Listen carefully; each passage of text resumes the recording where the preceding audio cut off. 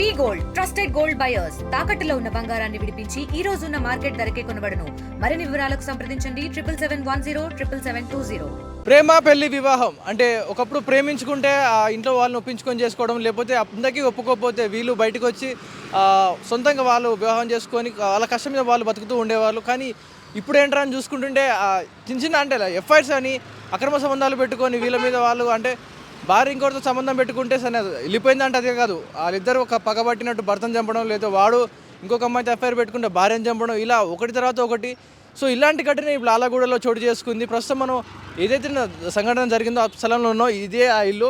అయితే ఈ ఇంట్లో ఎవరైతే ముగ్గురు స్త్రీలు ఉండేవారు, అయితే వారు ఒక అమ్మాయి ఒక అబ్బాయి ప్రేమించుకొని వాళ్ళ పెళ్ళికి ఇంట్లో వాళ్ళు ఒప్పుకోరు, అంటే వీళ్ళ సంబంధాన్ని ఒప్పుకోరు అని చెప్పేసి తల్లిని ఏదైతే తల్లి ఉందో తనని చంపేసడం, దాన్ని చంపేసిన తర్వాత ఆ ఇంట్లో ఉన్న అక్కని కూడా చంపేసి ఇదే ఇంట్లో ఉన్న సంపులో ఆ శవాన్ని పెట్టడం జరిగింది. అయితే ఆ శవం స్మెల్ రావడం వల్ల స్థానికులు గుర్తించి కంప్లైంట్ చేయడం వల్ల ఇది బయటకు వచ్చింది.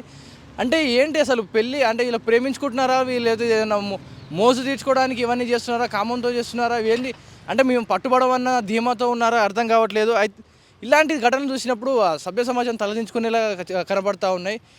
ఇదే కేసుకు సంబంధించిన పూర్తి వివరాలకు వెళ్తే హైదరాబాద్ అంటే ఈ నార్త్ లాలగూడకు చెందిన సుశీల అనే మహిళకు 4 సంతానం. అయితే ఆ 4లో చివరిగా ఒక కొడుకున్నాడు. ఆ కొడుకు ఎవరైతే ఉన్నాడో అతను ఫారెన్లో చదువుతున్నాడు. మిగతా ఒక పెద్ద కూతురు తనకి మానసిక స్థితి సరిగ్గా లేకపోవడం వల్ల తను తల్లితోనే ఉంటా ఉంది. అయితే రెండో కూతురు ఎవరైతే ఉందో లక్ష్మి, ఆమె పేరు లక్ష్మిగా చెప్తున్నారు పోలీసులు. ఆ లక్ష్మి మూడో కూతురు ఉమామహేశ్వరి.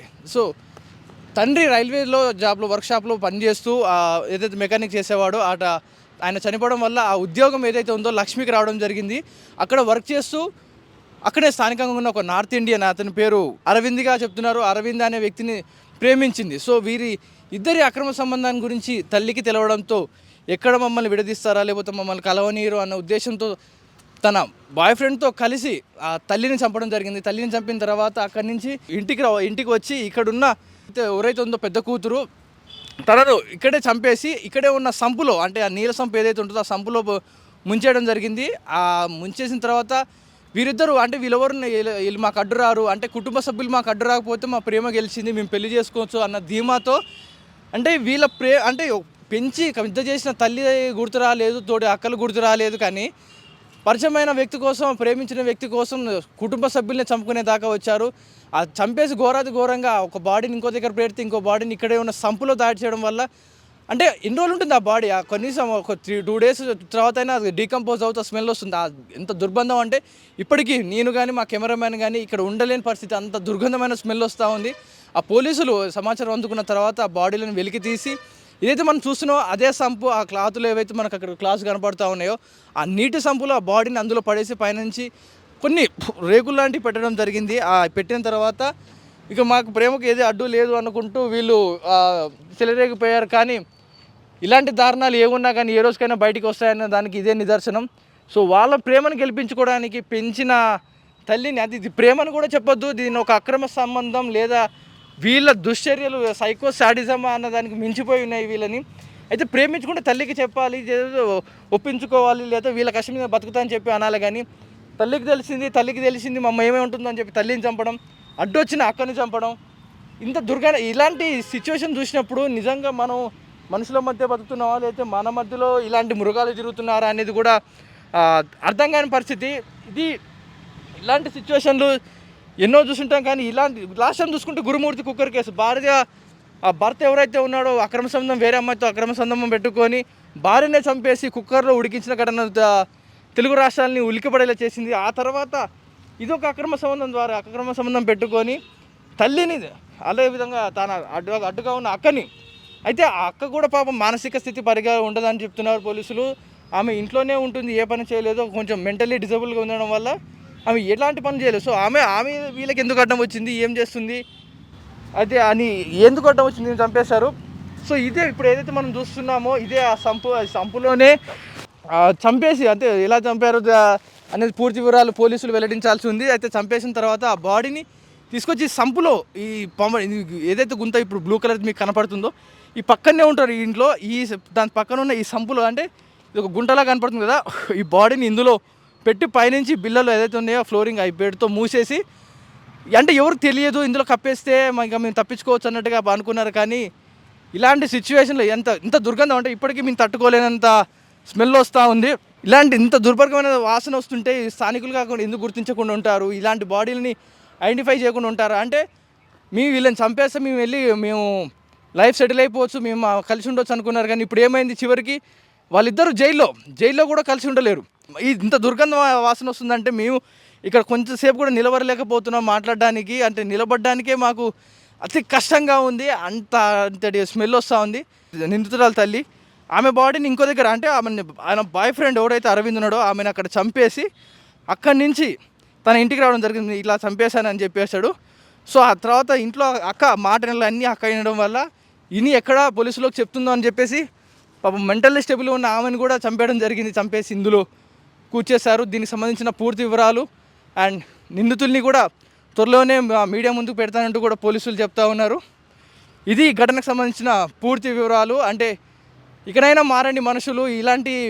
ఇది మీ ప్రేమ అనుకోవడానికి ఇది పిచ్చి మూర్ఖత్వానికి పరాకాష్ఠగా చెప్పుకోవచ్చు. ఇది ప్రేమ కాదు, మోజు అంతకుమించి కాదు. మీరు ఏదో సాధించాలని ఏదో చేస్తూ ఉన్నారు. అది ఎప్పటికైనా తెలుసుకోవాల్సిందే. అంటే చంపుకుంటూ పోతే మనుషులు వీళ్ళు, మనం మనుషులేమే, అందరం మనుషులేమే. చంపుకుంటూ పోతే లాస్ట్కి మిగిలేది ఏమి ఉండదు, శవాలు తప్ప.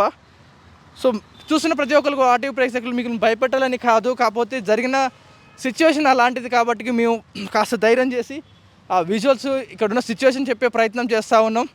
మీరు కూడా చూస్తున్న ప్రతి ఒక్కరు కూడా ఏదైతే ఉందో ఇలాంటి వాటికి మీరు స్థానికంగా ఉన్న కొంతమందిని అబ్జర్వ్ చేస్తూ ఉండండి, చూస్తూ ఉండండి. ఇలాంటి రాక్షసులు కానీ ఇలాంటి సైకో సాడిస్టులు కానీ మన చుట్టే ఉంటారు, మన పక్కనే ఉంటారు. ఎవరిని నమ్మొద్దు మీరు. అంటే ఇప్పుడు స్నేహితులను కూడా, అంటే మా ఇద్దరి మధ్యలో ఆమె అడ్డంగా ఉందని చెప్పి చిన్న విషయాలకే చంపుకునే పోతూ ఉన్నారు. కొంతమంది సూసైడ్ చేసుకుంటూ ఉన్నారు. ఇలాంటి సిచ్యువేషన్ చూసినప్పుడు ఆ గుండె ధైర్యం మాకే సరిపోవడం లేదంటే చూస్తున్న మీరు కూడా కాస్త గుండె నిబ్బరంగా చేసుకొని ఉండండి. ఇది ఈ స్టోరీకి సంబంధించిన పూర్తి వివరాలు. అంటే ఏదైతే ఘటన జరిగిందో ఇది చాలా భయానకమైన ఘటన, అంతరిత దుర్గమైన సిచ్యువేషన్. ఇది ఈ లాలగూడలో ఏదైతే జరిగిందో తల్లి కూతురిని చంపిన కిరాతకురాలైన చిన్న కూతురు సంబంధించిన పూర్తి వివరాలు. రైట్, ఇదే ఇష్యూకి సంబంధించి స్థానికులను అడిగి తెలుసుకుందాం. ఆయన ఇక్కడి నుంచి చుట్టుపక్కల టెంపుల్ చూసుకుంటూ ఉంటారంట, ఆయన అడిగి తెలుసుకుందాం. అన్న మీరు చెప్పండి, వీళ్ళని ఎప్పుడైనా చూసారా మీరు? చూసినాము, ఏంటి ఉంటుండే వాళ్ళు. అంటే అందరూ కాల్ చేసినాక కూడా వాళ్ళు కాల్ చేస్తలేరు. చాలా రోజుల నుంచి ఏం జరుగుతుందో వాళ్ళ విషయంలో మనకు తెలియదు. అది చూస్తుంటే ఇదే ఇంత నిర్మానుషంగా చెత్త ఇంత గలీజ్గా ఏరియాలో ఉంది, ఇక్కడ ఎందుకు ఉంటారంట వీళ్ళు? ఇంకా అది ఏదో వాళ్ళది ఏం పర్సనల్ ఏమో ఉండవచ్చు. మామూలుగా ఇక చాలామంది వస్తూ ఉంటారు, పోతూ ఉంటుండే నాకు తెలిసినంత వరకు. ఇక మనం ఏంటంటే ఖాళీ గుడికి వస్తా, నేను గుడికి పూజ చేసుకొని వెళ్ళిపోతా, అట్లా ఉండే ఆమె. రైట్, పెద్ద ఆమెను ఎప్పుడైనా చూసారా? రైల్వేలో పనిచేస్తూ ఉంటుందంట, వాళ్ళ నాన్న జాబ్ ఆమెకు వచ్చిందంట, ఎప్పుడైనా చూసారామని? చూసినా నేను. వస్తుంటారా గుడి దగ్గరికి? అంటే నా గుడి ఫంక్షన్కి వస్తారు వాళ్ళు. జూలైలో అమ్మది ఫంక్షన్ చేస్తా కదా, వాళ్ళు వస్తుండే. వచ్చి వాళ్ళ అమ్మగారిని చూసారా? వాళ్ళ అమ్మకు చాలా రోజుల ముందే చూసిన నేను. ఈ మధ్య కాలంలో ఎప్పుడైనా కనిపించారా? మధ్యలో ఎప్పుడు కనిపించలే. ఎప్పుడు చూసారండి లాస్ట్గా చాలా రోజులు అయిపోయింది చూసి కూడా. ఇంట్లో పెద్ద కొంచెం మెంటల్గా కొంచెం స్టెబిలిటీ ఉంటుందంట కొంచెం. ఆమె ఎప్పుడైనా కనిపిస్తుందని మీకు? పెద్ద ఆమె ఎలా ఉంటుంది? మెంటల్గా ఏమి ఉండదు, ఆమె బాగానే ఉంటుంది, బాగానే ఉంటుంది. అదేం నేను చూసినంత వరకు అయితే ఆమె బాగానే ఉంటుంది. సో మీకు స్థానికంగా మీ గుడి పక్కన ఇప్పుడు ఇంత మర్డర్ జరిగిన 4 రోజులు అయితే దీని గురించి ఏమంటున్నాను? అదే ఎట్లా జరిగింది అనేది తెలియదు, ఎందుకంటే ఇది ఎవరు తిరగని ప్లేసు. కాకపోతే వాళ్ళు ఎప్పుడు అందరు వెళ్ళిపోయినాక కూడా వాళ్ళకు రైల్వే నోటీస్ ఇచ్చినా కూడా వాళ్ళు కాల్ చేస్తలేరు. అంటే ఇక వాళ్ళది ఏముండేనో ప్రాబ్లం, గట్లా ఆ ప్రాబ్లంలో ఏం చేసారో వాళ్ళది వాళ్ళ విషయం. మరిన్ని వార్తల కోసం చూస్తుండండి ఆర్టీవీ. కెమెరా విజయ్తో పవన్ వాయిదేవ్, ఆర్టీవీ. మరిన్ని వీడియోస్ కోసం ఛానల్ సబ్స్క్రైబ్ చేయండి. లేటెస్ట్ అప్డేట్స్ కోసం వాట్సాప్ ఛానల్ ఫాలో అవ్వండి. అండ్ లింక్ డిస్క్రిప్షన్ లో ఉంది.